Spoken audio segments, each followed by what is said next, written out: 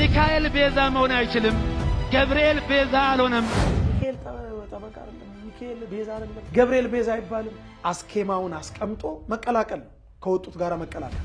ይሄ ቤተክርስቲያናችን አስተምሮ ነይ ቤዛ ነሽ አሉ ለዓለም ተብሎ አይሰበክም። የትኛው ፍጡር ቤዛ አልሆነም። የፕሮቴስታንት ተሐድሶ መሰረተ እምነት ወይም ዶግማ የሆኑት ነገሮች የኛን ልብስ በለበሱ አባቶች አማካኝነት መልእክት እንዲተላለፍ እየተደረገ ነው።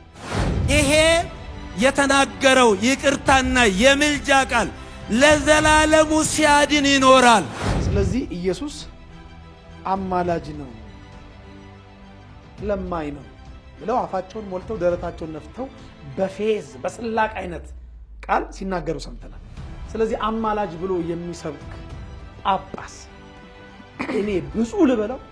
ምን የሚያከራክር ነገር አለው? መጽሐፍ ቅዱስ የሚያከራክር ነገር የለም እኮ።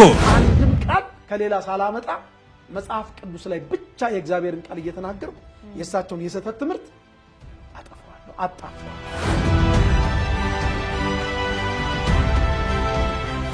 በጵጵስና ደረጃ የቤተ ክርስቲያኒቱ ያልሆነውን ትምህርት ፍኖተ ጽድቅ አዳራሽ ላይ ተገኝቶ መስበክ ማለት አባ ሁሉ አባ አይደለም። አባ ጨጓሬም አባ ኮስኳሴም ማለት አባ ገብርኤል ይህንን መልእክት እየሰሙ ከሆነ እንደው እንዲመልሱልኝ፣ መቼም አይመልሱልኝም፣ ግን የእርሶ ተከታዮች አሉ፣ እነርሱ እንዲመልሱልኝ በእግዚአብሔር ስም ጠይቃለሁ። የክርስቶስ ሰላም ለሀገራችን፣ ቸርነቱ ለሕዝባችን ይሁን። እንደምሰንብታችኋል። ይህ ደረጀ ዘወይንዬ ሚዲያ ነው። በሚዲያችን ሀገራዊ፣ ታሪካዊ፣ ሃይማኖታዊ፣ ባህላዊ፣ ወቅታዊ ጉዳዮችና ሌሎችም ይቀርባሉ። አብራችሁን በመሆናችሁ ታተርፋላችሁ። ለሌሎች በማካፈል ቤተሰባዊነትን ያጠናክሩ። መልካም ቆይታ ይሁንላችሁ። በስመ አብ በወልድ በመንፈስ ቅዱስ አህዱ አምላክ አሜን። ሰላም ጤና ይስጥልኝ። የውድ ደረጀ ዘወይንዬ ሚዲያ ተከታታዮች እንኳን አደረሳችሁ። እንግዲህ ሰሞኑን በሚዲያው ላይ ሲዟዟር ባለው ጉዳይ ላይ ብፁዕ አባታችን አቡነ ገብርኤል የስህተት ትምህርት መስጠታቸውን ወይንም እየሰጡ መሆናቸውን እየተከታተልን ነው።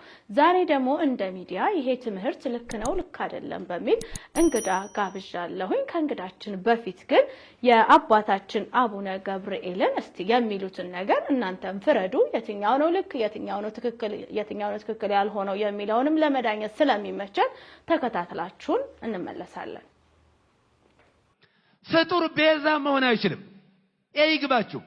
ቤዛ ማለት ስለሌላ ተላልፎ መሰጠት ማለት ነው። ነይ እምዬ ማርያም ቤዛ ነሽ አሉ ለዓለም። እመቤታችን ቤዛ አይደላችም። ቤዛ ልጇ ነው። አትደንግጡ። ቤዛ ልጇ ነው። ነይ ቤዛ ነሽ አሉ ለዓለም ተብሎ አይሰበክም። ቤዛ ተቀዳሚ ተከታይ የሌለው አንድ የእግዚአብሔር ልጅ ብቻ ነው። መጽሐፍ ቅዱስ አውጡ ዕብራውያን ምዕራፍ 9 ቁጥር 11 ላይ ምዕራፍ 9 ቁጥር 11 ላይ ምን ይላል? ነገር ግን ክርስቶስ መጣ ዘንድ ላለው መልካም ነገር ሊቀ ካህናት ሆኖ በምትበልጠውና በምትሻለው በእጆችም ባልተሰራች ማለት ለዚህ ፍጥረት ባልሆነች ድንኳን ፈጽሞ ወደ ቅድስ በገዛ የዘላለም ቤዛነትን አግኝቶ በገዛ ደሙ ገባ እንጂ በፍየሎችና በኮርማዎች አይደለም። በፍየሎች በኮርማዎች አይደለም። ሚካኤል ቤዛ መሆን አይችልም። ገብርኤል ቤዛ አልሆነም። አብርሃም ቤዛ አልሆነም። የትኛው ፍጡር ቤዛ አልሆነም። ለዘላለሙ ልጇ ነው ቤዛ። የእመቤታችን የቅድስት ድንግል ማርያም ልጇ የዓለም ቤዛ፣ የዓለም መድኃኒት፣ ለዓለም የተከፈለ ዕዳ በቀራንዮ ላይ የሞትና የኃጢአት መድኃኒት ሆኖ ለኛ የተሰጠ ልብ በሉ። ስለዚህ የዘላለም ቤዛነትን አግኝቶ አንድ ጊዜ ፈጽሞ ነው የሚለው። ስንት ጊዜ ይላል? አንድ ጊዜ ፈጽሞ በገዛ ደሙ ገባ እንጂ በፍየሎችና በኮርማዎች አይደለም። አንድ ጊዜ ፈጽሞ በዛሬው ዕለት በዕለተ ዓርብ የከፈለው ቤዛነት ለዘላለሙ ሲያድንና ሲምር ይኖራል። አሁን በእኛ ቤትም ሆነ በሌላ ቦታ እንደ ትልቅ መከራከሪያ ሆኖ ብዙ ጊዜ ጭቅጭቅ የሚደረግበት ሮሜ የፈረደበት ሮሜ 8:34 ምን የሚያከራክር ነገር አለው? መጽሐፍ ቅዱስ የሚያከራክር ነገር የለም እኮ። አባ እስራኤሎም ውስጥ በዘያምሩ ይገብሩ አባቶይ የሚያደርጉትን አያውቁምና ይቅር በላቸው። በሉቃስ 23 ቁጥር 34 ላይ ይሄ የተናገረው ይቅርታና የምልጃ ቃል ለዘላለሙ ሲያድን ይኖራል። እግዚአብሔር አንድ ጊዜ ይናገራል፣ የተናገረው ቃል ለዘላለሙ ይሰራል። ሰላም ጤና ይስጥልኝ መምህር ሲሳይ፣ እንኳን ደህና መጣ፣ እንኳን አደረሰ። እንኳን አብሮ አደረሰን። እንደምን ነሽ? እግዚአብሔር ይመስገን ደህና ነኝ። በዓል እንዴት ነበር አንተ ጋር? በዓል እግዚአብሔር ይመስገን በጣም ደስ ይላል። በጣም በጥሩ አልፏል። እግዚአብሔር ይመስገን። በዓሉን ትንሽ የሚያደበዘዙ ውዥንብር ነገሮች ቢኖሩም አንዳንድ የምንሰማቸው የሐሰት ትምህርቶች ትንሽ እያወዛገቡን ነውና ስለዛ ጉዳይ ምን ትላለህ? እንግዲህ ብፁዕ አባታችን አቡነ ገብርኤል የሰጡት የስተት ትምህርት ነው። ብዙ ሚዲያውም ላይ እየተዟዟረ ነው። እንግዲህ ስለ ድምጼ ይቅርታ ጉንፋን ይዞኛል። እየተዟዟረ ነው። እንደገና ደግሞ ቤዛ ማለት ስለሌላ ተላልፎ መሰጠት ነው ማለት ብለዋል። ይሄ ነገር ምን ማለት ነው? ፍጡር ቤዛ ሊሆን አይችልም የሚለው ነገር እንደ አንተ አመለካከት እንግዲህ አንተ ያልኩ ልቀጥል መምህር ይቅርታና እንዴ በደንብ አንተ ስለሰጡት የትምህርት ዙሪያ ምኑ ጋር ነው ስተቱ? ምኑ ጋር ነው ትክክል ያልሆነው? ያው እናውቀዋለን፣ ግን በቃ በአንተ አስተያየት ምንድነው የሚለውን ግለጽልን። አድማጮቻችንን እንግዲህ ሰላም በለልን ተከታታዮቻችንን። በቅድሚያ እንግዲህ እስከ በዓለ 50 ድረስ በቤተክርስቲያናችን ስርዓት መሰረት ሰላምታ የምንለዋወጠው እንዲህ እያለ ነው። ከሱ ልጀምር። እሺ። ክርስቶስ ተንሥአ እሙታን በአብይ ኃይሉ ስልጣን አሰሮ ለሰይጣን አግዓዞ ለአዳም ሰላም እምይእዜሰ ኮነ ፍስሐ ወሰላም። ክርስቶስ በታላቅ ኃይልና ስልጣን ከሙታን መካከል ተለይቶ ተነሳ፣ ሰይጣንንም አሰረው፣ አዳምንም ነፃ ወጣው። ሰላም ከእንግዲህ ወዲህ ደስታና ሰላም ሆነ። የእግዚአብሔር ልጆች የድንግል ማርያም ወዳጆች ውድ ኦርቶዶክሳውያን እንኳን ለጌታችን ለመድኃኒታችን ለኢየሱስ ክርስቶስ የትንሣኤ በዓል በሰላም በጤና አደረሳችሁ ለማለት እወዳለሁ። ሁላችሁንም እንኳን አደረሳችሁ። እንኳን አብራ አደረሰን። እንግዲህ በመቀጠል ወደ ጥያቄሽ ስገባ ብዙም የሚጠበቅ ነው ከሳቸው ከአቡነ ገብርኤል። እንግዲህ እኔ አባታችን አይደለም ይቅርታ ብፁም ለማለት ትንሽ ስለሚከብደኝ አባ ገብርኤል ወይም አቡነ ገብርኤል እያልኩ ቀጥላለሁ። በትናንትናው ዕለት ሁለቱንም ጆሮአችንን ጭው የሚያደርግ እኛ ኦርቶዶክሳውያን ስንማረው ከነበረው አስተምህሮት ውጭ የሆነ ትምህርት አስተላልፈዋል። እንግዲህ እሳቸው እንዳሉት ከሆነ ሁላችንም እንደሰማ ነው ፍጡር ቤዛ አይባልም ብለዋል። ሁለተኛ ቤዛ ማለት ደግሞ ምን ማለት እንደሆነም እዛው ላይ ተርጉመውልናል፣ አንቺም እንዳልሽው ማለት ነው። እና በመጀመሪያ ደረጃ የአማርኛ ቃል ትርጉም ትንሽ አለማወቅ ይመስለኛል። ምናልባት ይሄን ስል የአለቃ እንግዲህ ኪዳነ ወልድ ክፍሌ አማርኛ በአማርኛ መዝገበ ቃላት ላይ ቤዛ የሚለው ቃል ትርጉሙ ምንድን ነው የሚለውን እንዲያነቡት እንግዲህ አባ ገብርኤልን እጋብዛለሁ። ቤዛ ትርጉሙ ዋጋ፣ ካሳ፣ ለውጥ፣ ዋስ፣ ምትክ፣ መድህን ማለት ነው ይላሉ አለቃ እንግዲህ ኪዳነ ወልድ ክፍሌ በመዝገበ ቃላታቸው ላይ ማለት ነው። ስለዚህ ፍጡር ቤዛ አይባልም ብለዋል እሳቸው። መጽሐፍ ቅዱሱ ላይ እንግዲህ ለፍጡር ይሄ ስም ተሰጥቶ እናገኛለን። ወደዚህ ግን ወደ ቤዛ ወደሚለው ነገር በደንብ ስር ሰድጄ ከመተርጎሜ በፊት አባቶቻችን ነገር ከስሩ ውሃ ከጥሩ እንዲሉ ለምሳሌ ያህል የዓለም ብርሃን ማን ነው ብልሽ ኢየሱስ ክርስቶስ አይደለም። ቅዱስ ማን ነው ብልሽ እግዚአብሔር አይደለም። ቅዱስ እግዚአብሔር ነው። ግን ሰው ቅዱስ አይባልም ወይ? ቅዱሳን የዓለም ብርሃን አይባሉም ወይ? መጽሐፍ ቅዱሳዊ አይደለም ወይ? እስቲ ወደሚለው ጭብጥ እንምጣ። መጀመሪያ አሁን ቤዛ የሚለው ቃል ለፍጡር አይሰጥም ብለው እሳቸው ደምድመዋል። ቤዛ ማለት እንግዲህ ደሙን ያፈሰሰ አዳኛችን ጌታ ኢየሱስ ብቻ ነው ብለው ደምድመዋል። እና እናቱ ድንግል ማርያም እንደውም ቤዛዊት ዓለም እየተባለ የሚዘመረውን ሁሉ እንመጣበታለን ወደሱ እንመጣበታለን መካከውት ምናምን ነገር እንግዲህ እንትን ብለዋል። ግን እስቲ መጀመሪያ አዎ እግዚአብሔር አምላካችን ብቻ በባህሪው ቅዱስ ነው። እንከን የማይወጣለት ነውር የማይገኝበት በባህሪው ቅዱስ ነው። ቅዱስ ነው። ሰው ደግሞ በጸጋ ቅዱስ ይባላል። እሱ ራሱም አምላካችን ኢየሱስ ክርስቶስ እንግዲህ በመጽሐፍ ቅዱስ ላይ እኔ ቅዱስ ነኝና እናንተም ቅዱሳን ሁኑ ይላል። እሱ በባህሪው ቅዱስ ነው። አዎ ቅዱስ ነው። እኛ ደግሞ በጸጋ ቅዱሳን እንድንሆን እሱ ራሱ አምላካችን ጌታችን መድኃኒታችን ኢየሱስ ክርስቶስ የተናገረውን ቅዱስ ጴጥሮስ ጽፎልን እናገኛለን። ምናልባት እንግዲህ መጽሐፍ ቅዱስ የሚያውቅ ሰው መጽሐፍ ቅዱስ የሚያውቅ ሰው የሚለው ይሰመርበት ይረዳኛል የምለው ነገር ይገባዋል ብዬ አስባለሁ። አንደኛ ጴጥሮስ ምዕራፍ 1 ቁጥር 15 ላይ ዳሩ ግን ይላል እኔ ቅዱስ ነኝና ቅዱሳን ሁሉ ተብሎ ስለተጻፈ የጠራችሁ ቅዱስ እንደሆነ እናንተም ደግሞ በኑሯችሁ ሁሉ ቅዱሳን ሁኑ ይላል። ቅዱሳን ሁኑ ይላል። በደንብ አስተውለሽ ካዳመጥሽ ማለት ነው። አሁን ሰው ቅዱስ አይባልም የሚሉ አንዳንድ ወንድሞቻችንም አሉ።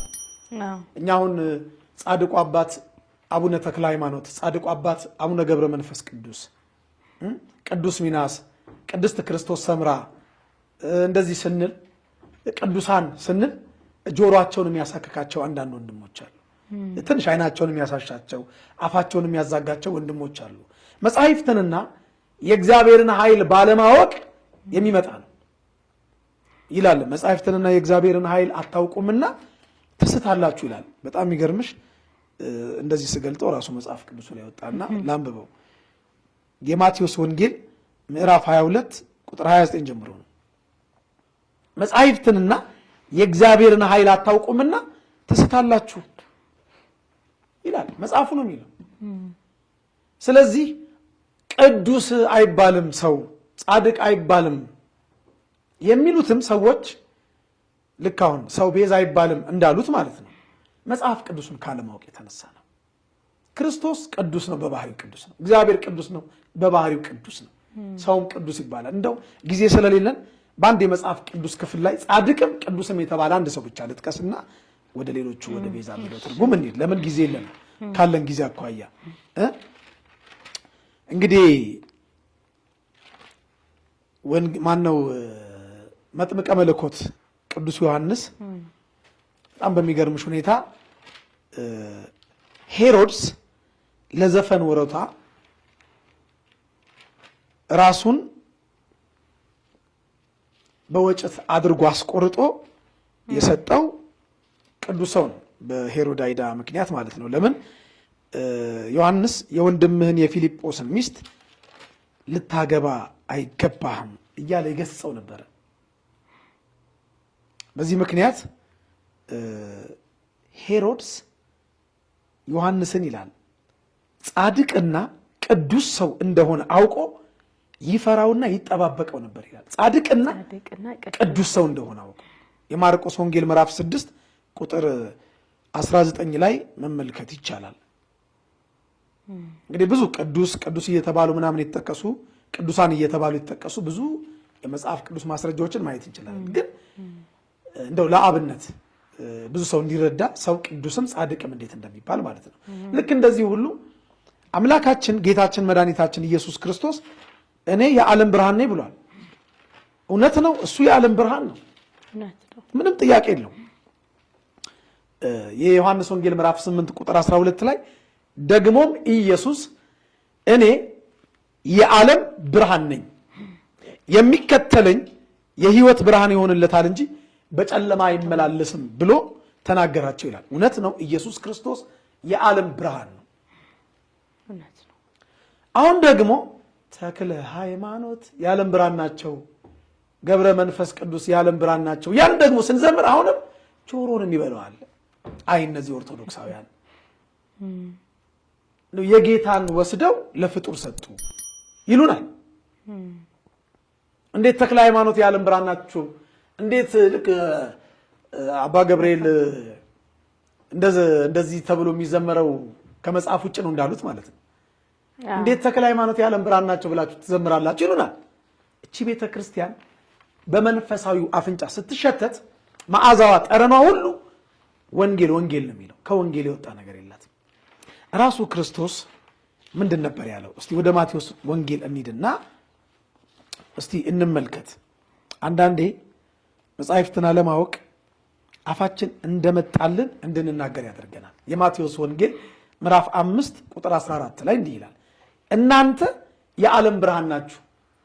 የአገር ብርሃን ናችሁ አላለም። የመንደር ብርሃን ናችሁ አላለም። ወይ ደግሞ ሌሎቹ እንደሚሉት ቅዱሳን የጋን ውስጥ ብርሃን እንደሚመስሏቸው ማለት የጋን ውስጥ ብርሃን ናችሁ አላላቸው። እናንተ የዓለም ብርሃን ናችሁ ብሏቸዋል። እንግዲህ መሞገት ነው። ለምን ያንተን የዓለም ብርሃንነት ወስደ ለቅዱሳኑ ሰጠ ብለው ይሟገቱ። መሟገት ነው። ልክ እንደዚሁ ፍጡር ቤዛ አይባልም ላሉትም እስቲ ከአዲስ ኪዳን እንጀምር። እስቲ የሐዋርያት ሥራ ምዕራፍ 7 ቁጥር 35 ላይ እኮ ወንጌላዊ ቅዱስ ሉቃስ ሲጽፍ የሐዋርያት ሥራን የጻፈው ወንጌላዊ ቅዱስ ሉቃስ ነው። በጣም የሚገርምሽ ነገር ሙሴ እግዚአብሔር ሹምና ቤዛ አድርጎ እንደላከው ይነግረናል። እናንብበው ከመጽሐፍ ቅዱስ ላይ። አሁን የሚዳኘን መጽሐፍ ቅዱስ፣ ከመጽሐፍ ቅዱስ አንወጣ። እውነት ነው። ለምን? አሁን መነሻችን ስለሆነ የቤተ ክርስቲያን መሰረቷም ጉልላቷም ኢየሱስ ክርስቶስ ነው፣ ወንጌል ነው። አንዳንዶች መጽሐፍ ቅዱስ የማንሰብክ ይመስላቸዋል፣ ጭራሽ እንደማናውቅ ማለት ነው። ግን ቤተክርስቲያን በመምህራኖቿ፣ በሰባኪያን ወንጌሎቿ፣ በአባቶቿ፣ በሊቃውንተ ቤተክርስቲያኖቿ ወንጌል ባትሰብክ እንኳ ራሷ የቤተ መቅደሷ አሰራር ወንጌል ይሰብካል። ጉልላቷ መስቀል ነው፣ መስቀል ወንጌል ነው። አጥርና ቀጥሩ በመስቀል ያሸበረቀ ነው። አትሮንሱ ላይ የተሳለው መስቀል ነው። አባቶች ካህናት የሚይዙት መስቀል ነው። ወደ ቤተ መቅደስ ስንገባ የምናማተበው በመስቀልኛ ነው። ጣታችንን መስቀልኛ ሰርተን መስቀል መስቀል የምትሸት ብቸኛ የክርስቶስ ወኪል በምድር ላይ የኢትዮጵያ ኦርቶዶክሳዊት ተዋሕዶ ቤተክርስቲያን ነች። ይሄን አፌን ሞልቼ ደረቴን ነፍቼ እናገራለሁ። መልካም እንግዲህ የሐዋርያት ሥራ ቅዱስ ሉቃስ ይጽፍልን ምዕራፍ 7 ቁጥር 35 ላይ ሹምና ፈራጅ እንድትሆን የሾመህ ማን ነው ብለው የካዱትን ይህን ሙሴ በቁጥቋጦ በታየው በመልአኩ እጅ እግዚአብሔር ሹምና ቤዛ አድርጎ ላከው ይላል። ሹምና ምን አድርጎ ላከው? ቤዛ አድርጎ ላከው። ቅድም የአለቃ ኪዳነ ወልድ ክፍሌ አማርኛ በአማርኛ መዝገበ ቃላት ላይ ያለውን የቤዛ ትርጉም ስናነብ አስተውለሽ ከሆነ ቤዛ ምትክ ነው ብለናል። ሙሴ ከእግዚአብሔር ጋር ሲነጋገር በቁጥቋጦ መሃል ወደ ግብፅ ላለመላክ ብዙ ምሳሌዎች ብዙ ምክንያቶች ሲደረድር ነበር። አፌ ኮልታፋ ነው ሲል ወንድም አሮን አፌ ሆናል አይደለም እንዴ? አንተ በእግዚአብሔር ፋንታ ትሆንላቸዋለህ፣ በእግዚአብሔር ምትክ። ቤዛ ማለት ምንድነው ትርጉሙ? አንዱ ምትክ ፋንታ ማለት እንደውም ቃል በቃል መጽሐፍ ቅዱስ ላይ ቤዛ ማለት ፋንታ ምትክ እንደሆነ ሁሉ ነቢየ እግዚአብሔር ኢሳያስም የተናገረው ስፍራ አለ። አሁን ካለን ጊዜ አኳያ ሁሉን እንዳንተርክ ጊዜ ስለሚያጥርብን እንጂ እግዚአብሔር አምላካችን ሙሴን ወደ ግብፅ ሲልከው ሙሴ በአምላካችን በእግዚአብሔር ምትክ ፋንታ እንደሚሆንለት ተናግሮ ይላከው። ስለዚህ ሙሴ ፍጡር ነው፣ ፈጣሪ። አባ ገብርኤል ይህንን መልእክት እየሰሙ ከሆነ እንደው እንዲመልሱልኝ፣ መቼም አይመልሱልኝም፣ ግን የእርሶ ተከታዮች አሉ፣ እነርሱ እንዲመልሱልኝ በእግዚአብሔር ስም ጠይቃለሁ። ኦሪት ዘጸአት ምዕራፍ 4 ቁጥር 17 ላይ እንዲህ የሚል ቃል አለ። ቁጥር 16 ላይ ዘጸአት 4 ቁጥር 16 በዛውም አንቺም እየተማርሽ ማስታወሻ እየጻፍሽ እርሱም ስላንተ ከሕዝቡ ጋር ይናገራል፣ እንዲህም ይሆናል፣ እርሱ አፍ ይሆንልሃል፣ አንተም በእግዚአብሔር ፋንታ ትሆንለታል ይላል። በማን ፋንታ? በእግዚአብሔር ፋንታ። ይሄ ቃል አባ ገሌ ወይ አቡነ ገሌ የጻፉት ቃል አይደለም። ይሄ ቃል የእግዚአብሔር ቃል። ቤዛ ማለት ከተረጎሙት እንግዲህ አለቃ ከተረጎሟቸው ቃላቶች መካከል ፋንታ፣ ምትክ፣ መድን፣ ዋስ፣ አዳኝ እንደዚህ ያሉ ይዘረዝሩታል።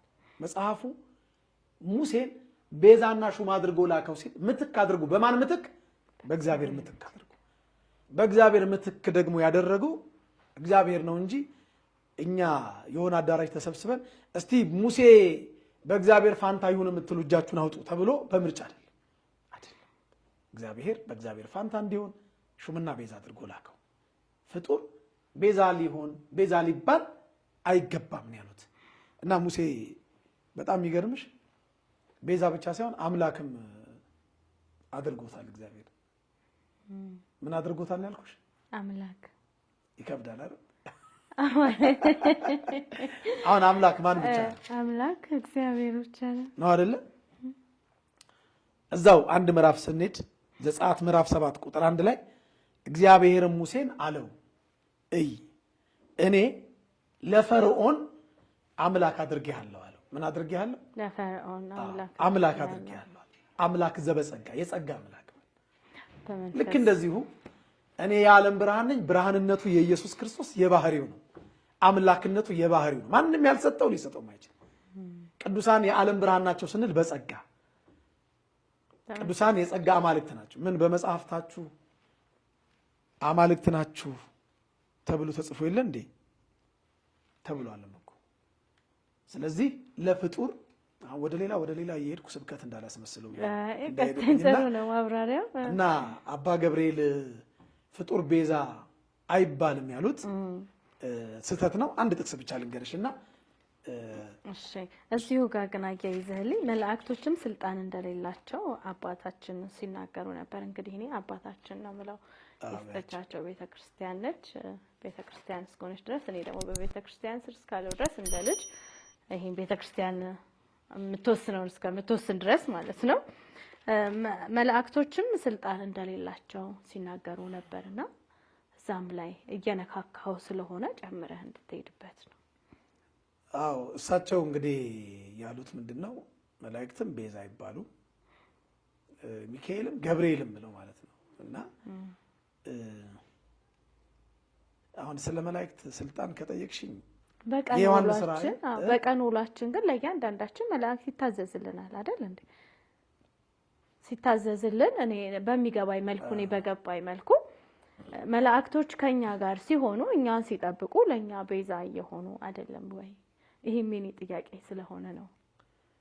አዎ እንግዲህ ይልሽ አሁንም እንግዲህ የአማርኛ ቃል አለማወቅ ይመስለኛል። ያለ የአማርኛ ቃላትን ትርጓሜ አለማወቅ ይመስለኛል። እና እንግዲህ ማድረግ የምንችለው የሚያገኙት ከሆነ የአለቃ ኪዳነ ወልድ ክፍሌን በአማርኛ መዝገበ ቃላት እሱን በደንብ አድርገው እንግዲህ እቺ ቤዛ የምትለዋን ቃል ፈልገው እንደው ቢያነቡልኝ የምለው ነገር ይገባቸዋል ብዬ አስባለሁ። የምናወራው ነገር ይገባቸዋል። እንግዲህ ቅድም ትርጉሙን ስናነብ ምትክ፣ ፋንታ፣ ለውጥ፣ ዋጋ፣ ካሳ፣ መድህን፣ ዋስ፣ ተያዥ ብለው ነው የሚተረጉሙት እሳቸው። እና እዚህ ላይ ዋስ የሚለውን ነገር ብናይ መላእክት ለእኛ ለልጆቻቸው፣ ለእኛ ለፍጡራን፣ ለእኛ ለሰው ልጆች ዋስ ይሆናሉ፣ ጠበቃ ይሆናሉ፣ ይሟገታሉ፣ ይጠብቁናል፣ ይረዱናል፣ ያድኑናል፣ ያጽናኑናል፣ ያጸኑናል፣ ያማልዱናል። ይሄን ሁሉ ነገር ደግሞ ለኛ እንዲያደርጉ የሰጠን እግዚአብሔር ነው። ክብር ምስጋና ይግባውና ገና ሲጀመር እኮ እስራኤላውያን ከግብጽ ባርነት ወደ ምድረ ርስት እንደገቡ በመንገድህ ይጠብቅ ዘንድ ነው ያለው እግዚአብሔር። ዘጸአት 23 ቁጥር 20 ላይ ወዳዘጋጀውትም ስፍራ ያገባ ዘንድ እነሆ እኔ መልአክን በፊት እሰዳለሁ፣ በፊቱ ተጠንቀቁ፣ ኃጢአትንም አታድርጉ፣ ኃጢአት ብትሰሩ ይቅር አይለምና። የሚገርምሽ ኃጢአት ብንሰራ ይቅር የማለትና ያለ ማለት ሁሉ ስልጣን አለ። አሁን የመላእክትን ስልጣን እንደዚህ እንደዛ ብዬ ለመዘርዘር ምናልባት ከባድ እና ስለ መላእክት ብቻ እኔ ዩቲዩብ ላይ ወደ ክፍል 8 ክፍል 7 ድረስ አስተምራለሁ። ስለ መላእክት ብቻ መምህር ሲሳይ አዳነ ብለው ዩቲዩብ ላይ ማየት ይችላልና አሁን እሱን ልዘርዝር ካልኩ አልችልም። አንድ ቃል ብቻ ልንገርሽ። የዮሐንስ ራእይ ምዕራፍ 18 ቁጥር 1 ላይ አንድ የሚገርም ቃል አለ። እኛው መላእክትን አክብረን ግፋ ቢል የምናበራው ሻማ ነው ወይ ደግሞ ለክብራቸው ጧፍ ነው። የሚጠብቁን ናቸው፣ ጠባቂዎቻችን ናቸው፣ ዋሶቻችን ናቸው፣ ከክፉ የሚያድኑን ናቸው። እግዚአብሔር ግን የመላእኩን ክብር የገለጠው ምድርን በማብራት ምድርን የሚያበራ ክብር በመስጠት ነው። አነበዋል። ከቻሉ ይህንን ታላቅ ስልጣን ቢነግሩኝ ደስ ይለኛል። እኔ ራእይ ምዕራፍ 18 ቁጥር 1 ላይ ከዚህ በኋላ ታላቅ ስልጣን ያለው ታላቅ ምን ያለው ስልጣን ያለው ሌላ መልአክ ከሰማይ ሲወርድ አየሁ። ከክብሩም የተነሳ ምድር በራች ይላል። ከምኑ የተነሳ አልሰማሁሽም። ከክብሩም የተነሳ እንደዚህ ጮክ በል። ከክብሩ የተነሳ ምድር በራች። ይሄን ምድር የሚያበራ ክብር የሰጠው እግዚአብሔር ነው። እኛ ነገርኩ ሻማ ነው የምናበራለት ለክብሩ መግለጫ ብለን ጧፍ ነው የምናበራለት። እግዚአብሔር ግን ለቅዱሳን መላእክት የሰጠው ክብር ምድርን የሚያበራ ክብር ነው። እነዚህ ምድርን የሚያበራ ክብር የተሰጣቸው ቅዱሳን መላእክት እንግዲህ ቤዛ በሚለው ትርጉም ውስጥ ዋስ የሚል አለበት አይደል? ዋስ ምን ማለት ነው እንዴ? የሉቃስ ወንጌል ምዕራፍ 13 ቁጥር 6 ላይ እኮ ያቺ ወይን እንዳትቆረጥ እኮ በዚህች ዓመት ደግሞ ተዋት እያለ እኮ ሲለምን የነበረው የወይኗ አትክልት ሰራተኛ እኮ። የወይኗ አትክልት ሰራተኛ የተባለው እኮ የኔና ያንቺ ጠባቂ መልአክ እኮ። ይሄን ለማረጋገጥ ደግሞ ከነዚህ ከታናናሾች አንዱን እንዳትንቁ ተጠንቀቁ። ዘወትር መላእክቶቻቸው የሚጠብቁን መላእክት አሉ። መላእክቶቻቸው የአባቴን ፊት ያያሉ እላችኋለሁና። የአባቱን ፊት የሚያዩት እንደዚህ ትኩር ብለው ምን ማለት ነው? ያያሉ ማለት መላእክት የአባቱን የእግዚአብሔር አብን ፊት ያያሉ ማለት ነው። ስለኛ ይለምናሉ፣ ስለኛ ዋስ ይሆኑልናል። በዚህች ዓመት ደግሞ ተዋት እያሉ ይለምናሉ። የማቴዎስ ወንጌል ምዕራፍ 18 ቁጥር 10 ላይ ነው ክርስቶስ ነው የተናገረው። በሰማያት ያለውን የአባቱን ፊት እኛን የሚጠብቁ መላእክቶቻችን የኛ ዋስ ጠበቆቻችን መላእክቶቻችን እንደሚያዩ ቃሉ ይናገራል። ሚካኤል ጠበቃ አይደለም፣ ሚካኤል ቤዛ አይደለም፣ ገብርኤል ቤዛ አይባልም ምናምን እንዴ። ቅዱሳን መላእክት ለኛ በደንብ ይለምኑልናል። በእኛ ምትክ ሆነ በእኛ ፋንታ ሆነ ስለኛ ይለምናሉ፣ ያማልዳሉ። ይሄን የማይቀበል ደግሞ ኦርቶዶክሳዊ አስኬማውን አስቀምጦ መቀላቀል ነው፣ ከወጡት ጋር መቀላቀል። ይሄ የቤተክርስቲያናችን አስተምሮት አይደለም፣ የወንጌልም ቃል አይደለም። በነገራችን ላይ የጠቀስኩልሽ ያለው የቤተክርስቲያናችን ሊቅ ቅዱስ አትናቴዎስ ቅዱስ እንትና እያልኩ አይደለም፣ ከመጽሐፍ ቅዱስ ነው። አንድም ቃል ከሌላ ሳላመጣ መጽሐፍ ቅዱስ ላይ ብቻ የእግዚአብሔርን ቃል እየተናገርኩ የእሳቸውን የስህተት ትምህርት አጠፋዋለሁ፣ አጣፋዋለሁ። የቤተክርስቲያን አስተምሮ የወንጌልም አስተምሮ አይደለም።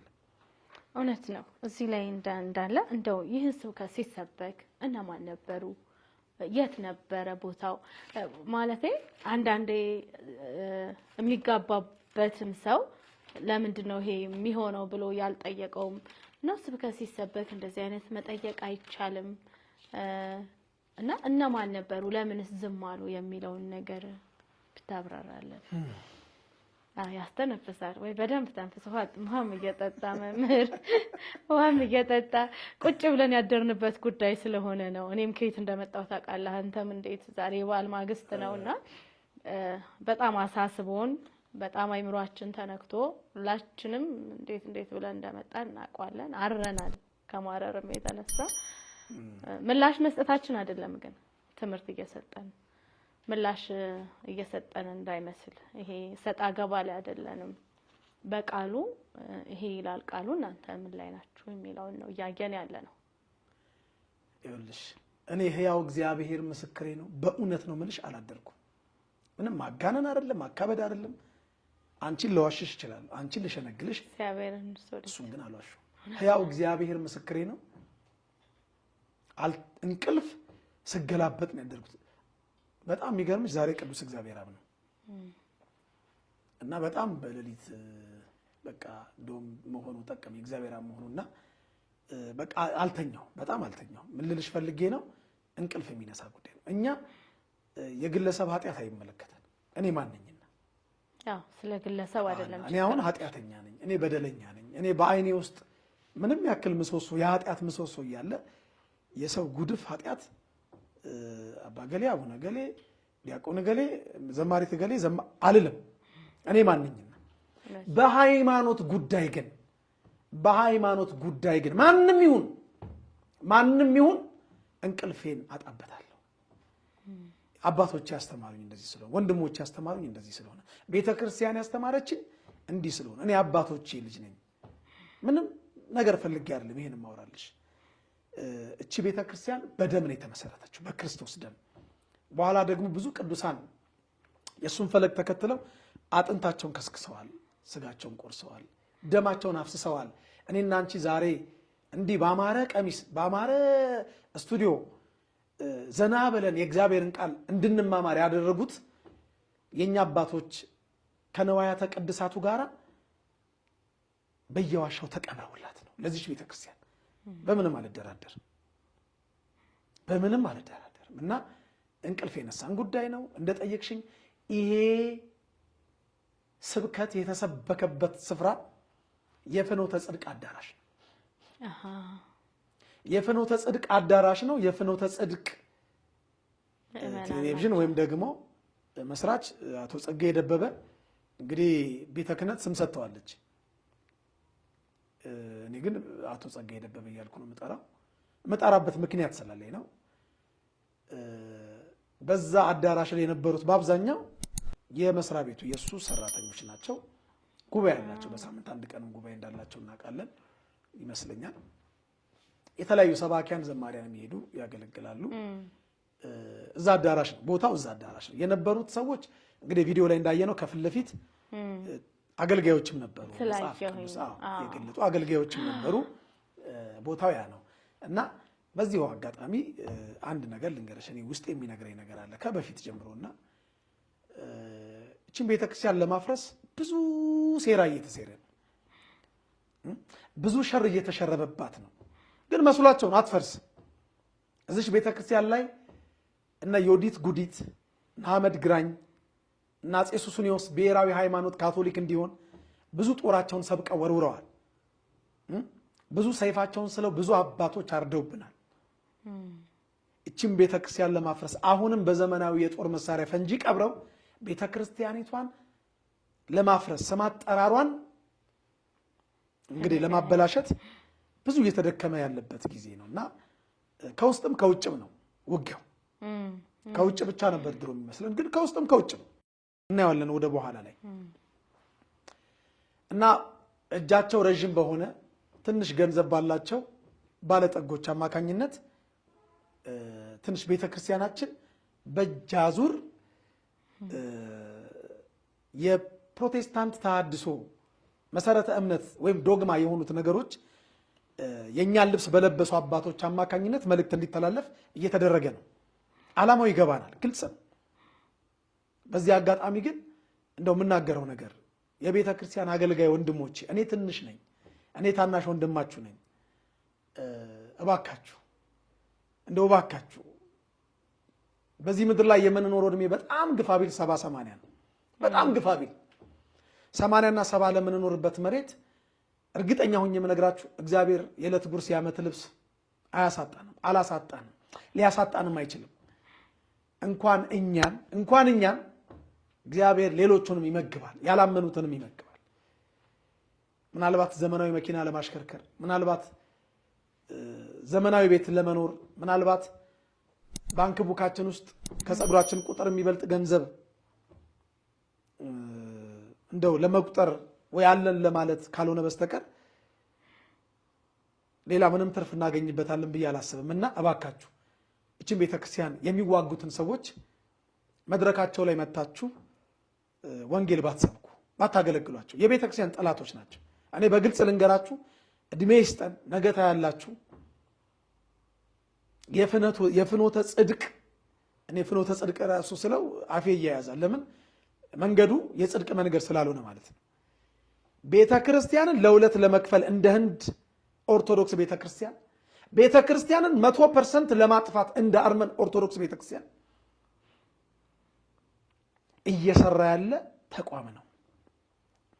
ዘማሪያንን ያዘ፣ ሰባኪያንን የተወሰኑትን፣ ከዛ አባቶችን ብፁዕ ቅዱስ አባታችንም ፍኖተ ጽድቅ መስሪያ ቤት ድረስ ሄደው አዳራሽ ሄደው ያደረጉትን ነገር የምናውቀው ነገር ነውና እኔ ማንም ምንም ይሁን ግን እባካችሁ ለዚህ 70 እና 80 ዓመት ለምንኖርባት መሬት ሃይማኖታችንን አሳልፈን አንስጥ። በሚሞት ስጋ የማይሞት ስራ እንስራ። እኛ አባቶቻችን ሞተው ነው እቺን ሃይማኖት ያስረከቡን። እኔ ይህንን እንግዲህ ኢንተርቪው ከሰጠው በኋላ ነገ ምን እንደሚፈጠር አላውቅም። የተፈጠረው ይፈጠር፣ በደስታ ነው የምቀበል። ሕያው እግዚአብሔር በፊቱ የምቆመው ምስክሬ ነው። የመጣው ቢመጣ ከዚህ ከግንባሬ ጀምረው እየከተፉኝ ሁሉ ለምን ይሄን አልክ ብለው እየከተፉኝ እየከታተፉኝ በመንኮራኩር ቢፈጩኝ ደስተኛ ነኝ። ስጋን የሚገድሉትን አትፍሩ ስለሚል ማለት ነው። ሰው ለዓለማዊ ነገር እንኳን ይሞታል፣ እንኳን ለመንፈሳዊ ነገር አይደለም እንዴ? ስለዚህ እባካችሁ በገንዘብ ምክንያት እዛ አዳራሽ አትሂዱ። የሚሰጠውን ነገር እኔም አውቃለሁ። እኔም ትንሽ የመጣልኝ መልእክት አለ ከዛ ከፍኖተ ጽድቅ ሳይሆን ከሌላ ተቋም እንደው እዛ ሄጄ ባገለግል የተወሰነች ነገር እንደው ለስጋ የሚደረግ ነገር እንዳለች ትንሽ ያለኝ ሰው አለና ስቄ ነው በጣም በሰላም ማቀው ፓስተር ነውና ስቀን ብንመልሳቸው እና ለሃይማኖታችን ዋጋ እንክፈል። እንዲህ አይነት ቦታ ሄደን አናገልግል። በጵጵስና ደረጃ የቤተ ክርስቲያኒቱ ያልሆነውን ትምህርት ፍኖተ ጽድቅ አዳራሽ ላይ ተገኝቶ መስበክ ማለት ምን ማለት እንደሆነ እንግዲህ አድማጭ ይፍረደኝ። እኔ ግን መልእክቴ እባካችሁ ስለሞተልን ስለ ኢየሱስ ክርስቶስ በእውነት የመስቀሉ ፍቅር ልባችን ከተተከለ እውነት የክርስቶስ ፍቅር ከገባን ገንዘብ ሳይሆን የክርስቶስን ነገር እናስቀድም። መልእክቴ ይሄ ነው። የተካሄደበት አዳራሽ ግልጽ ነው፣ ፍኖተ ጽድቅ ነው። የነበሩት ሰዎች ሰራተኞች፣ ጥቂት አገልጋዮች ጨርሻለሁ። የሆነ ነገር እየሳበኝ እየጎተተኝ እኔም ወደ ራሴ እንዳይ ማለት ገንዘብ ከባድ ነው። ያው ስጋም አይደለም እንፈተናለን። ፈተናውን የምናልፈው ግን ያው በጸለይን ቁጥር የእግዚአብሔር ጸጋ ሲበዛልን ነው። ይሄ 10 ጋር በሄዳ አይደለም። የእግዚአብሔርን ፊት በመፈለግና በመጸለይ ቻሌንጅ የምናደርገው ነገር ነው እንጂ ሁላችንንም ገንዘብ ያጓጓናል። ሁላችንንም የተለየ ሌክዠሪ መኪና መያዝ እንፈልጋለን። ሁላችንም ጥሩ ቤት መኖር እንፈልጋለን። ግን ይሄ ሁሉ የት ነው የሚቀረው? ምድር ላይ እንደተባለው እድሜያችን በጣም አጭር ነች። በዚህ ባጭር ጊዜ ሁላችንም ቢኖረናው እንፈልጋለን። ግን በቅድስና ቢሆን ያስፈልጉናል። በቅድስና ቢሆን ባልተነካካ ነገር ሃይማኖትን ትውልድን ይዞ ባልጠፋ ማለት መሪ ትውልድ ነው አይደል የሚከተለው። መሪው ደግሞ ትውልድን ይዞ ከጠፋ ይቺ ሀገር ይቺ ሃይማኖት ማን አላት? ስለዚህ ይሄንን ቆም ብለን ልናስብ ይገባናል። መምህር እኔ ራሴንም እያየው ስለሆነ ነው ምኑ ጋር ነኝ እኔ ሁላችንም ምኑ ጋር ነኝ እኔ የሚያስብል ጊዜ ላይ ነን ያለነው እና በጣም ላቋርጥሽ በማርያም ትዝ አለኝ አንድ ነገር። ገንዘብ የሚገርምሽ በመጽሐፍ ቅዱስ አምላክ ተብሎ የተጠቀሰው የቄሳርን ለቄሳር እግዚአብሔርን ለእግዚአብሔር ይላል። ለሁለት ጌቶች መገዛት አትችሉም ብሎ ማቴዎስ ምዕራፍ 6 ቁጥር 24 ላይ ጌታ የተናገረለት ከጌታ ጋር እኩል አድርጎ እንግዲህ ለምን ብዙዎቻችን የተሸነፍንበት አንዱ ነገር ይሄ ስለሆነ ገንዘብ እውነት ነው። ስለዚህ በእግዚአብሔር ዙፋን ላይ ገንዘብን ለአምልኮት ያስቀመጥን አገልጋዮች እባካችሁ አምነነው እኮ አላጎደለብን። ምን አሳስቶ የሚነዳውን ያጎደለብን የሚኖርበትን ቤት ነው የሚበላውን ነው አላጎደለብንም። ሕያው እግዚአብሔር ምስክሬ ነው። አምነነው ከልብ በልብ አገልግለ ነው አላጎደለብንም፣ አያጎልብንም። የሚያጎልብንም አምላክ የለንም። እውነት ነው። ላስታውስሽ። እሺ መምህር ክብረት ይስጥልኝ። መጨረሻ ላይ ሮሜ 8:34 ላይ አባታችን ብፁዕ አቡነ ገብርኤል እያነሷት ነበርና ስለሷ የምታብራራት ነገር ይኖራል ብዬ አስባለሁ። እኔም ላይ ጥያቄ የፈጠረብኝ ነገር ስላለ ከሷ በፊት እንግዲህ ለአባ ገብርኤል እና ለተከታዮቻቸው ሁለት ጥያቄ ጠይቃችኋለሁ። ትንቢተ ኢሳይያስ ምዕራፍ 43 ቁጥር 3 ላይ እኔ የእስራኤል ቅዱስ አምላክ እግዚአብሔር መድኃኒት ነኝ፣ ግብፅን ላንተ ቤዛ አድርጌ ምን አድርጌ ቤዛ አድርጌ ኢትዮጵያንና ሳባንም ላንተ ፋንታ ሰጥቻለሁ። ላንተ ምን ፋንታ ሰጥቻለሁ። እቺን ጥቅስ በደንብ አንብቡልኝ። ፋንታ የምትለዋል በደንብ ቤዛ የሚለው በተክ ፋንታ እንደሆነ ታብራራለች። ሌላው ግን ጥያቄ የምጠይቃችሁ መጽሐፈ ምሳሌ ምዕራፍ 21 ቁጥር 18 ላይ እንደውችን የቤት ስራ ልስጣቸው ምን ማለት እንደሆነች እንግዲህ በዛው አባታችን እና ተከታያቸው አባታችን ተከታዮቻቸው አባ ገብርኤልና ተከታዮቻቸው እቺን እንደው ምን ማለት እንደሆነች ቢመልሱልኝ። መጽሐፈ ምሳሌ ምዕራፍ 21 ቁጥር 18 ሀጥ የጻድቅ ቤዛ ነው ይላል። ሀጥ የጻድቅ ቤዛ ነው፣ ጻድቅ አይደለም። ጻድቅ የሀጥ ቤዛ ነው ቢል ብዙም ላይገርም ይችላል። ግን ሀጥ የጻድቅ ቤዛ ነው ይልና በደለኛም የቅን ሰው ቤዛ ነው ይላል። በደለኛ ደግሞ የምን ሰው? የቅን ሰው። ቅን ሰው አይደለም የሚለው በደለኛም የቅን ሰው ቤዛ ነው ይላል። እቺ ምን ማለት እንደሆነ ያው ቲክቶካችሁ ላይ ስለመከታተላችሁ እንደው ብታስተምሩ ደስ ይላል። ምሳሌ 13 ቁጥር 8 ላይም ለሰው ነፍስ ቤዛው ሀብቱ ነው ይላል። ለሰው ነፍስ ቤዛው ሀብቱ ነው እና እቺን ሁለቱን ብትመልሱልኝ ደስ ይለኛል። እግዚአብሔር ያክብርልኝ። ወደ ጠየቅሽን ጥያቄ ልምጣልሽ። ሮሜ 8 ምዕራፍ 34 አሉና ስለሰማሁት ብዙ ጊዜ የሚያከራክር ጥቅስ እና ምን ይገርማል አሉ። እንደውም ምን ይገርማል አሉና የሉቃስ ወንጌል ምዕራፍ 23 ቁጥር 34 ላይ አሉ አባቶ የሚያደርጉትን አያውቁምና ይቅር በላቸው ብሏል፣ አማልዷል። ስለዚህ ኢየሱስ አማላጅ ነው፣ ለማኝ ነው ብለው አፋቸውን ሞልተው ደረታቸውን ነፍተው በፌዝ በስላቅ አይነት ቃል ሲናገሩ ሰምተናል። የኢትዮጵያ ኦርቶዶክሳዊ ተዋሕዶ ቤተክርስቲያን ጳጳስ የጵጵስናው ሹመት ላይ እኔ በግል እኔ ሌላው አይመለከትም። እኔ ግን ጥያቄ አለኝ። ሲጀመርም ጥያቄ አለኝ። በብዙ ነገር ነው ተሾመዋል የሚባለው። ውስጡን ብዙ ነገር አለ። ይሄ ግልጽ ማድረግ ያለባት ደግሞ ቤተክርስቲያን ነች። በገንዘብም ነው በብዙም ነገር ነው ተሾመዋል የሚል ነገር ያለው። ይሄን ነገር እንደው በደንብ እናጣራውና ራሳቸው የሚያጣሩትና በስርዓቱ ያወጡት። ጵጵስና በገንዘብ እንዴትና እንዴት? አረ እንግዲህ የመጣው ይምጣና አሁን እኮ በቃ አሁን ምን መሰለሽ ቤተክርስቲያንን አሳልፎ ላለመስጠት አንዳንዴ አነጋገርሽ ላይ ትጠነቀቂያለሽ። እውነት ነው። ቤተክርስቲያን ያንን የጨረቃ ተሿሚዎች ጳጳሳት የሾመችው ከበጣም መጥፎ ይሻላል ብላ አምናበት አይደለም። አንዳንዴ ከበጣም መጥፎ ነገር ትመርጫለሽ፣ ከእጅግ በጣም መጥፎ ነገር ትመርጫለሽ። ቤተክርስቲያንን ለሁለት ከፍለው እንግዲህ ቅዱስ ሲኖዶሱን ለሁለት ከፍለው የቤተክርስቲያን ጉልላት ላይ የፖለቲካ አመለካከት ባንዲራቸውን ከመስቀሉ በላይ ለማውለብለብ አስኬማ የደፉ ጳጳሳት ባሴሩት ሴራ ምክንያት ከተወሰኑ የፖለቲካ አመለካከት ካላቸው ሰዎች አካባቢ ጎን በመቆም ህዝቡን በነነዌ ጾም ታስታውሽ እንደሆነ ጥቁር አስለብሰውናል። እኛ ሾርት ሚሞሪ ያለን ምዕመናን አይደለንም። ምናልባት ሊመስላቸው ይችላል። እኛ ብንረሳው እንኳን እግዚአብሔር አይረሳውም።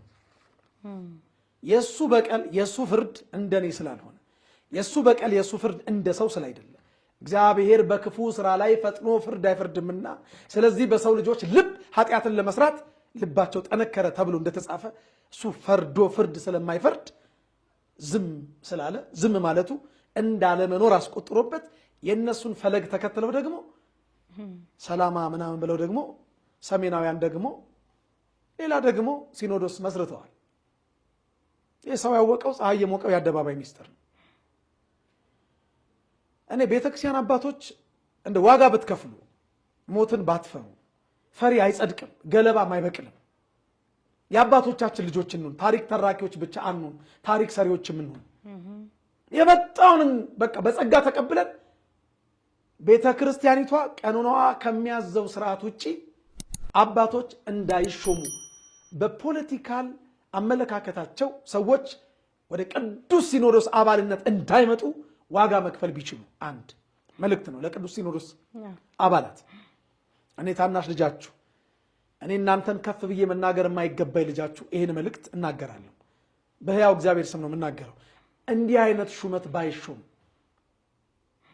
ማለት መስፈርቱን የማያሟላ ባይሾም እገሌን ሹም ተብሎ አሁን ብቻ አይደለም ከዚህ በፊትም በነበሩት ፓትሪያርክ እንዲህ አይነት ሹመቶች ነበሩ።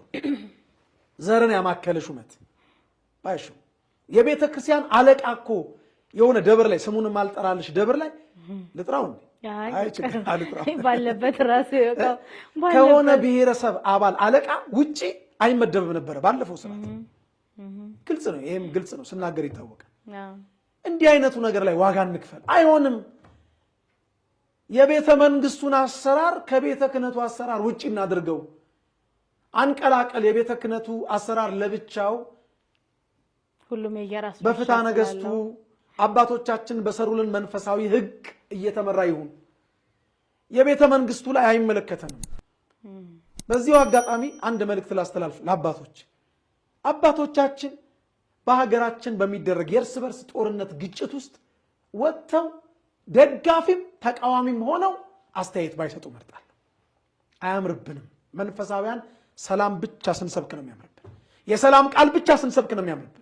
የእግዚአብሔርን ቃል መስበክ ብቻ ነው የሚያምርብን። እንኳን በእነሱ በእኔ አያምርም። በእኔ በኃጢአተኛው በትንሹ በወራዳው ሳይገባኝ አገልግለኝ ተብዬ በተጠራሁት በእኔ እንኳን አይገባ አያምርብኝም።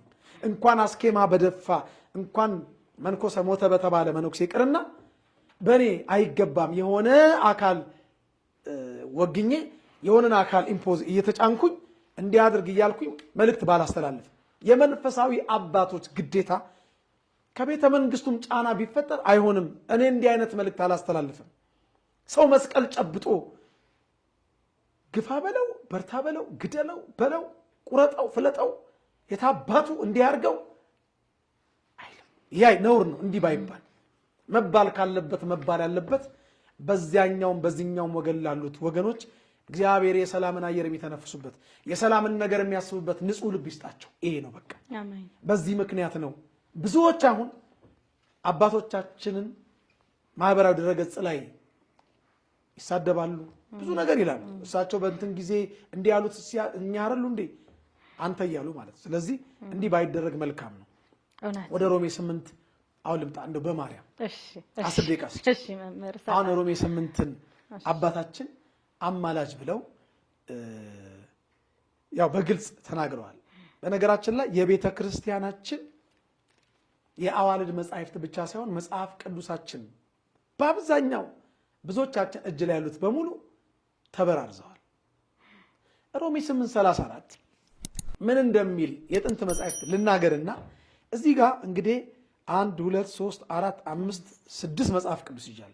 ስድስቱም መጽሐፍ ቅዱሶች የተለያየ ቅርጽና በተለያየ ጊዜ የታተሙ ናቸው። የተለያየ ሐሳብ ያላቸው ናቸው። የቤተ ክርስቲያናችን የምንለው መጽሐፍ ቅዱስ እንዴት እንደተበረዘ ሳይሻለሁ ሮሜ 8:34 እስቲ እናንብበው። ምንድን ነው የሚለው? መቼም አባቶቻችን ነገርን ከስሩ ውሃንም ከጥሩ ይላሉ አይደለም? አነበዋለሁ። ሮሜ 8 ምዕራፍ 33 ጀምሮ እናንብብ። እግዚአብሔር የመረጣቸውን ማን ይከሳቸዋል ይልና የጥያቄ ምልክት። መልሱ ማንም ነው። የሚያጸድቅ እግዚአብሔር ነው ይላል።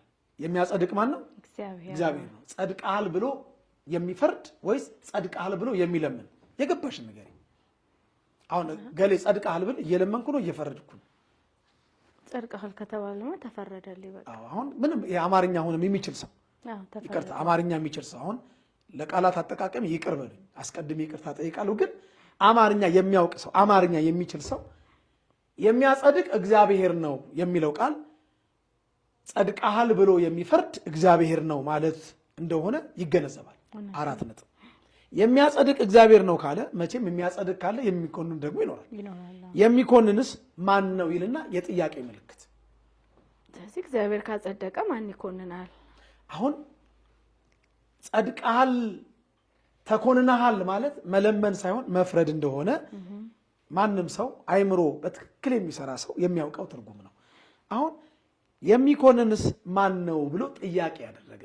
ከጥያቄ ምልክት በፊት ያለው ቃል ጥያቄ ነው። ከጥያቄ ምልክት በኋላ ያለው ቃል ደግሞ መልስ ነው። ሲመልስ የሞተው አሁን የሚኮንነው ማን ነው? የሞተው ማን ነው? ኢየሱስ ክርስቶስ። ይልቁንም ደግሞ አለ ሞቱ አልቀረም፣ ሞትን ድል አድርጎ መግነዝ ፍቱ፣ መቃብር ክፈቱ፣ ስጋዬን ከነፍሴ አዋህዱ ሳይል በስልጣኑ በኃይሉ በተዘጋ መቃብር ደግሞ ሞትን ድል አድርጎ ምን ያለው የተነሳው ከሙታንም ይልቁንም ከሙታን የተነሳው በእግዚአብሔር ቀኝ ያለው ደግሞ ስለኛ የሚማልደው ክርስቶስ ኢየሱስ ነው ይላል። የሚፈርደው ክርስቶስ ኢየሱስ ነው የሚለው የጥንት መጽሐፍት። ስለኛ የሚማልደው ሳይሆን ስለኛ የሚፈርደው። ለምን? የተጠየቀው ጥያቄ ልመና ምልጃ ሳይሆን ፍርድ ነው። ማጽደቅ፣ መኮንን። የሚኮንን ማን ነው ነው ጥያቄ። የሚያጸድቅ ተመልሷል። ጸድቀሃል ተኮንነሃል ማለት ፍርድን እንጂ ልመናን አያመለክትም። መማለድ ወይም ማማለድ ማለት ማስታረቅ፣ መጸለይ፣ መለመን ከዚህ ወጣ ትርጉም የለውም። አሁንም ያለቃ ኪዳነ ወልድ ክፍሌ አማርኛ በአማርኛ ትርጉም ማየት ይቻላል። እዩት። ኢየሱስ ክርስቶስ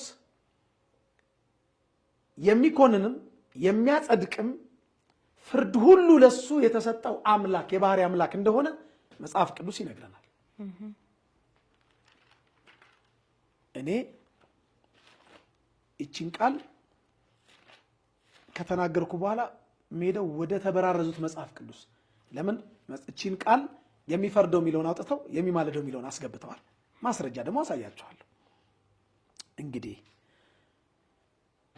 ሰዎች ሁሉ የዮሐንስ ወንጌል ምዕራፍ 5 ቁጥር 23 ላይ የተጻፈ ቃል ነው። ሰዎች ሁሉ አብን እንደሚያከብሩት ወልድን ያከብሩት ዘንድ ፍርድን ሁሉ ለወልድ ሰጠው እንጂ አብ በአንድ ሰው እንኳን አይፈርድም ይላል። አብ በስንት ሰው እንኳን በአንድ ሰው አይፈርድም። ፍርድ ሁሉ ለማን የተሰጠው? የማጽደቅም የመኮንንም ስልጣን እግዚአብሔር ወልድ ኢየሱስ ክርስቶስ ለሱ እንደተሰጠው መጽሐፍ ይነግረናል። የሞተው ይልቁንም ከሙታት የተነሳው በእግዚአብሔር ቀኝ ያለው ስለኛ የሚፈርደው ክርስቶስ ኢየሱስ ነው የሚለው የጥንት መጽሐፍት። የሚማልደው ከሆነ የሚለው ትርጉሙን ያበላሸዋል። ፍርድና መልጃ አይገናኝም። ለምሳሌ አበበ በሶ ዳሽ ንገሪኝ እስቲ። እንዳተረጓጉ ልጅነት ያው በላ ነው፣ ግን አሁን በጠበጠም ማስፈጫም ብዙ አይደለም ይሁን ያስኬዳል። አበበ በሶ በላም ይሁን አበበ በሶ በጠበጠም ይሁን አበበ በሶ አስፈጨም ይሁን ይሄዳል አይደል? እሺ አበበ በሶ ወረወረ ሊሆን ግን ይችላል? በፍጹም። እርግጠኛ ነሽ? እንዴት ይወረውራል? አይሆንም። በሶ እንዳልሽው ይበጠበጣል ወይ ይበላል ወይ ይፈጫል ወይ ይሸጣል። ሌላ ምን አለ እስቲ? በሶ ምን ይሆናል? ይገዛል፣ ይፈጫል፣ እንደዛ ይገዛል ይሆናል አይደል? አበበ በሶ ገዛ ሊሆን ይችላል። አበበ በሶ ወረወረ ግን አይሆንም። አበበ በሶ በላ ሊሆን ይችላል። አበበ በሶ ወረወረ ግን አይሆንም። አሁን እዚህ ጋር ያለው እኮ እነሱ የሚሉን አሁን መጻሕፍት ላይ በራርዘው ያስገቡት ከላይ የተጠየቀው ስለ ፍርድ ነው፣ ስለ ማጽደቅ፣ ስለ መኮንን። ስለ ማጽደቅና ስለ መኮንን ተጠይቆ አበበ በሶ ተብሎ ከዛ ከስር ወረወረ የሚል ቃል ነው ግን ያስገቡት። አያስኬድማ። ለምን ብትይ አሁን በአብ ቀኝ ተቀምጦ ስለኛ ይፈርዳል ነው የጥንት መጻሕፍት የሚሉት ስልሽ፣ አዎ ያስኬዳል። ለምን? የተጠየቀው መኮንንና ማጽደቅ ነው። ፍርድን የሚያጠይቅ የሚያመለክት ጥያቄ ነው። ይሄን ብቻ እኮ አይደለም። ይሄ አሁን ይማልዳል ይፈርዳል ብለው ብቻ አይደለም እኮ የበረዙት። ብዙ የተበረዙ አሉ። አሳይሽና 5 ደቂቃ ጨርሳለሁ። ግን ከዛ በፊት የኢትዮጵያ ኦርቶዶክሳዊ ተዋህዶ አስተምህሮ ኢየሱስ ክርስቶስ አምላክ ነው ከባህሪ አባቱ ከአብ ከባህሪ ሕይወቱ ከመንፈስ ቅዱስ ጋር ብላ መጽሐፍ ቅዱስ ሰብካለች። አማላጅ ነው ብላ ትሰብካለች። ስለዚህ አማላጅ ብሎ የሚሰብክ ጳጳስ እኔ ብፁዕ ልበለው? አማላጅ ብሎ ኢየሱስ ክርስቶስን የሚሰብክ የቤተ ክርስቲያኒቷን ልብስ ለብሶ በቤተ ክርስቲያኒቷ ተቋም ስር የሚገኝ አገልጋይ አባቴ ልበለው አልለውም። ትንቢቱ ይፈጸም ዘንድ ግድ ስለሆነ በመጨረሻው ዘመኗ ዜማ እንደ ይሁዳ ያሉ የተሰጣቸውን ጸጋ የሚያክፋፉ የበሉበትን ወጨት የሚሰብሩ የታጠቡበትን እጅ የሚረግጡ የጎረሱበትን ጣት የሚነክሱ የብብት ውስጥ እሳቶች የጭቃ ላይ ሾኮች በመቅደሷ ውስጥ ተሰግስገው አሉ። ከነዛ ውስጥ አንዱ ነው ብዬ በድፍረት እናገራለሁ። አባት ያለው ብፁዕ አቡነ ብዬ አልጠራው፣ እኔ አልጠራው። ይሄን በማለት የሚመጣብኝ ነገር ካለ በቁሜ ይቅበሩኝ፣ ከነ ነፍሴ በቁሜ ጉድጓድ ቆፍረው ይቅበሩኝ ሲፈልጉ አልልም። አባት ያለለም አባ ሁሉ አባ አይደለም። አባ ጨጓሬም አባ ኮስኳሴም አለ። አባ ብቻ አይደለም። ስለዚህ አሁን ይሄን ቃል ክርስቶስ አማላጅ ነው ካለን እኮ ፍጡር ነው ማለት ነው። ኢየሱስ ደግሞ ፈጣሪ ነው።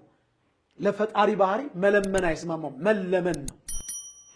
ይሄ ብቻ አይደለም የተበረዘው እኮ የሚገርምሽ አሁን ለኦርቶዶክስ ተዋሕዶ ቤተክርስቲያን ብለው የጭቃ ላይ ሾኮቹ የውስጥ አርበኞቹ ያተሙልን በአቡነ ጳውሎስ ዘመን ያተሙልን ይሄ መጽሐፍ ቅዱስ ይታያቸዋል። ይሄ ቀይ ይሄ መጽሐፍ ቅዱስ በቀጥታ ይኸውልሽ ከዚህ መጽሐፍ ቅዱስ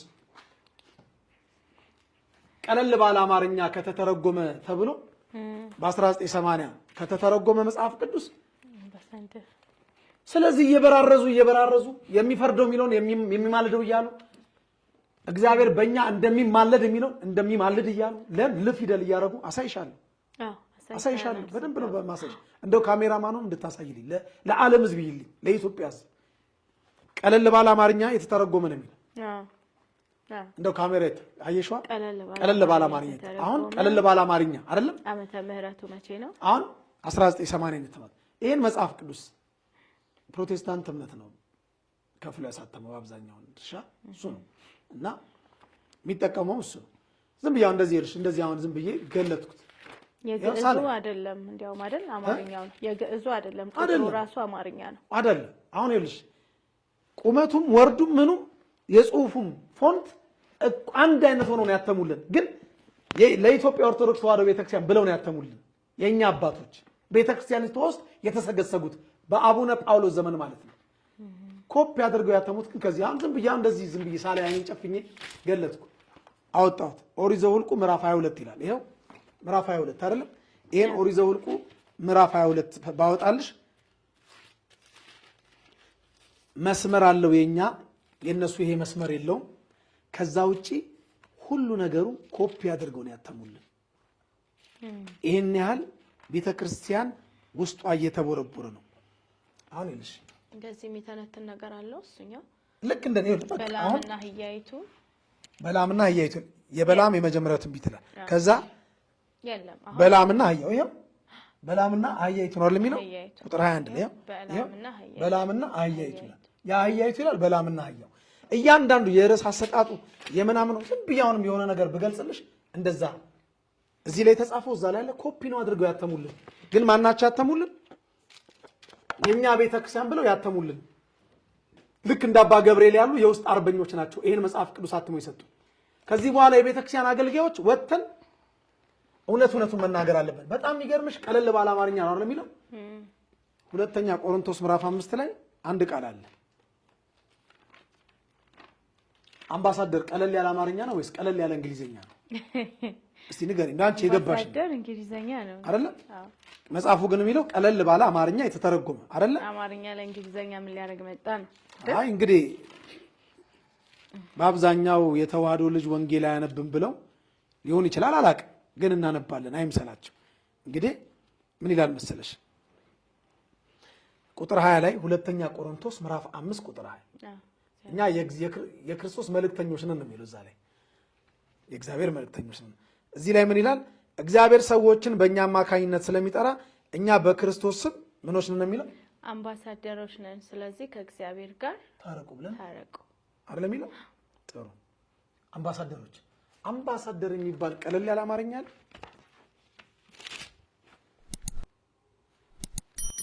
ይሄን ያህል መጻሕፍት እየበራረዙ ትውልዱን ሊያጠፉ ተነስተዋል። ይሄ ሴራ የኢሉሚናቲዎች ሴራ ነው። እቺን ቤተክርስቲያን ለማጥፋት በተለይ በአጼ ሱስንዮስ ዘመነ መንግስት ብሔራዊ ሃይማኖት ካቶሊክ እንዲሆን ብዙ የቤተ ክርስቲያን ኦሪጂናል ገድላትን መጻሕፍትን እያወጡ እየበራረዙ አስገብተውብናል። አንድ ነገር ነግሬሽ ጠቀልላለሁ። አሁን ተበራርዘዋል መጻሕፍት ምናምን ስል ዝም ብሎ ነው የሚለኝ ሰው አለ።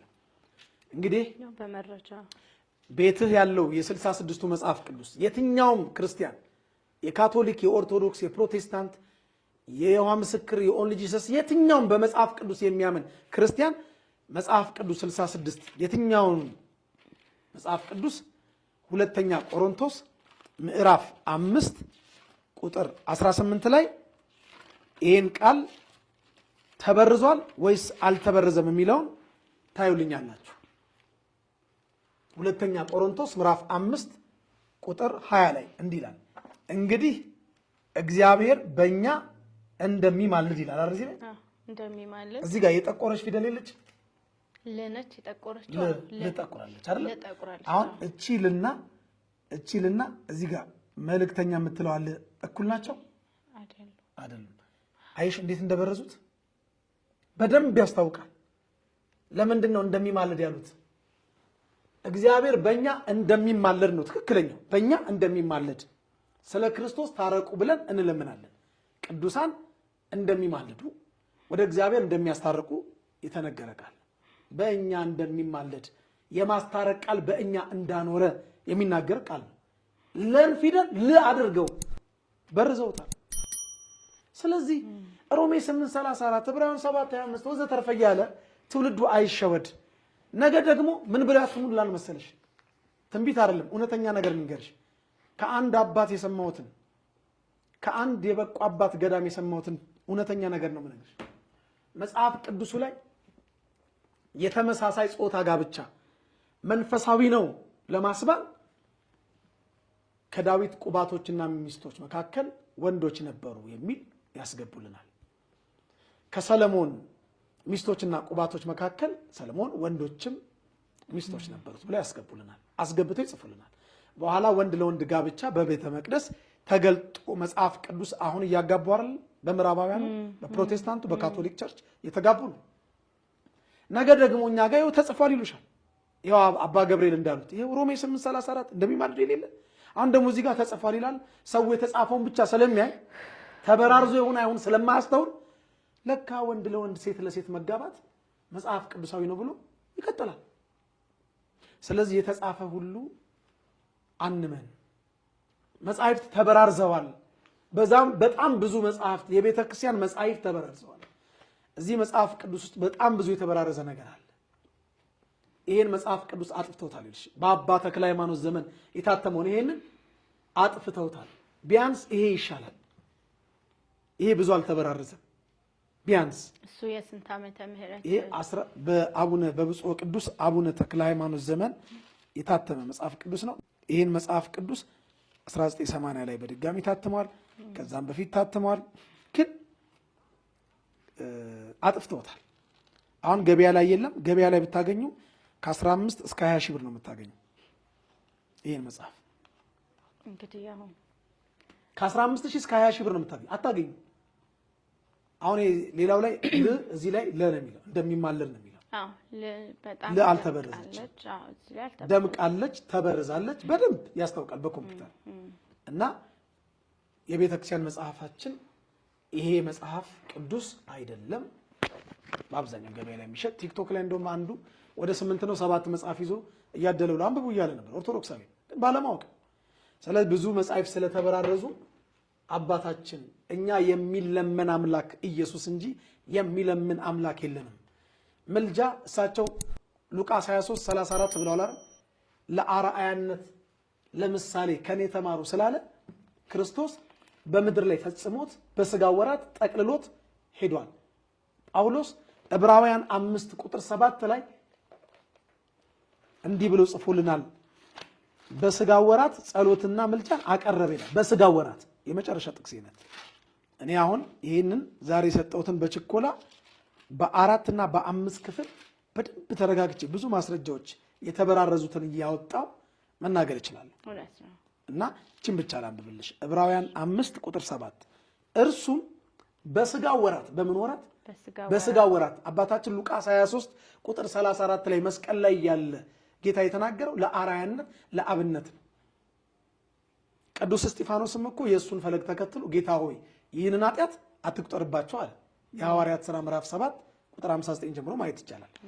ለአብነት ነው ያለው ከኔ ተማሩ ስላለ ማቴዎስ 11 ቁጥር 28 ጀምሮ እርሱም በስጋ ወራት ከሞት ሊያድነው ወደሚችል ከብርቱ ጩኸትና ከእንባ ጋር ጸሎትንና ምልጃን አቀረበ። መቼ? በስጋ ወራት። ከእርገት በኋላ ምልጃ የለም። በአባቱ ቀኝ ተቀምጧል። ሊፈርድ ይመጣል። በጎቹን በቀኙ ፍየሎቹን በግራ ሊያቆም ይመጣል። በክርስቶስ የፍርድ ወንበር ፊት ልንገለጥ ይገባናል የሚለው መጽሐፍ። ቅዱስ ጳውሎስ ሩጫዬን ጨርሻለሁ፣ ሃይማኖቴን ጠብቄያለሁ፣ ወደፊት ጻድቅ ፈራጅ የሆነው ጌታ አማላጅ የሆነው ጌታ አይደለም የሚለው ጻድቅ ፈራጅ የሆነው ጌታ ያን ቀን ለኔ ያስረክባል። ሁለተኛ ጢሞቴዎስ ምዕራፍ 4 ቁጥር 7 ጠቅልያለሁ። አባታችን ልብ ይስጥልን ብለናል። አሜን።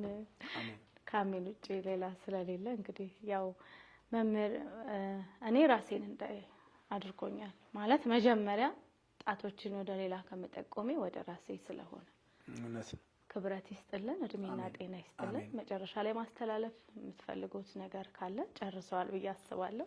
ልብ ይስጥልን ከማለት ውጪ ሌላ ያው ልብ ይስጣችሁ ከማለት ውጪ ምንም ነገር የለም። ዋናው የልባችን መዝገባችን ልባችን ውስጥ ስለሆነችና እግዚአብሔር ይስጥልን፣ ክብረት ይስጥልን። እንደገና ደግሞ ሁሌም የሚዲያ አጋራችን ስለሆኑ እድሜና ጤና ጨምሮ አሁንም ይስጥልን። መልካም በዓል። በዓሉ እስከ ዳግማ ትንሣኤ ስለሚቀጥል ማለት ነው። ቃለ ሕይወት ያሰማልን ግን አላልሽኝም። ቃለ ሕይወት ያሰማልን።